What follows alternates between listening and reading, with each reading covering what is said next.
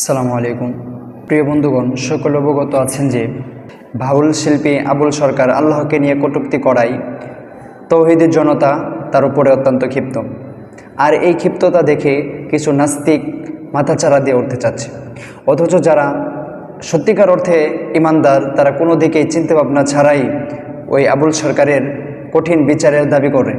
টাকা, অর্থ, ক্ষমতা, দল ইত্যাদির দিকে তাকানোর কোনো সুযোগ নেই। আর যারা নামকে ওয়াস্তে ইমানদার তারা এক একজন এক এক দিকে তাকিয়ে আবুল সরকারের ছাপাই গাচ্ছে। আবুল সরকার এই বাউল শিল্পীরা তারা এতটাই গর্দব যে পবিত্র কুরআনুল কারীমকে তারা অত্যন্ত নিকৃষ্টভাবে ব্যাখ্যা করে থাকে। আপনারা অনেকেই জানেন যে সমস্ত এই আবুল সরকারের মতো ফালতু ভণ্ড বাউল শিল্পীদের সাথে ওঠা বসা হয়, দেখবেন বা ভিডিওতেও আপনারা দেখতে পাবেন, তারা যখন গানের আসর করে তারা তাদের সাধারণ মানুষদেরকে তারা বুঝ দেয় যে আল্লাহ তাআলা কুরআনুল কারীমে বলছে যে কুল আউযু বিরাব্বিন নাস মালিকিন নাস ইলাহিন নাস মিন শাররি ওয়াসওয়াসিল খান্নাস। এটা কিনা আল্লাহ তাআলা বলছে যে বান্দা তোমরা নাচো আবার নাচো, তোমরা ক্লান্ত হয়ে গেছো আবার নাচো। আল্লাহ তাআলা কিনা মানুষদেরকে বলে নাচতে বলছে, অথচ কতটুকু মূর্খ, কতটুকু গর্দব, কতটুকু বেকলম। আল্লাহ তাআলা তো বলছে যে কুল আউযু বিরাব্বিন নাস। আল্লাহ তাআলা নবীকে বলতেছে, হে নবী আপনি আপনার উম্মতকে শিখিয়ে দেন তারা যেন দোয়া করে। কি দোয়া?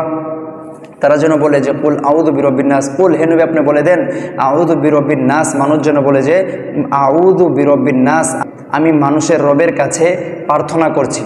মালিকিন নাস, মানুষের মালিকের কাছে। ইলাহিন নাস, মানুষের ইলাহের কাছে। মিন শাররিল ওয়াসওয়াসিল খান্নাস। মিন শাররিল ওয়াসওয়াসিল, কার থেকে? যে মিন শাররিল ওয়াসওয়াসিল খান্নাস, যারা ওয়াসওয়াসা দেয়, কুমন্ত্রণা দেয় এবং নিজেকে আত্মগোপন রাখে।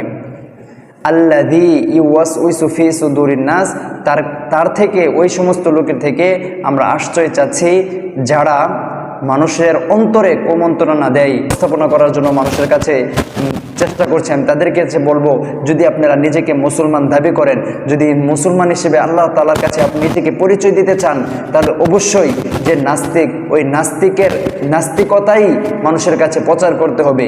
এমন সুযোগ নাই।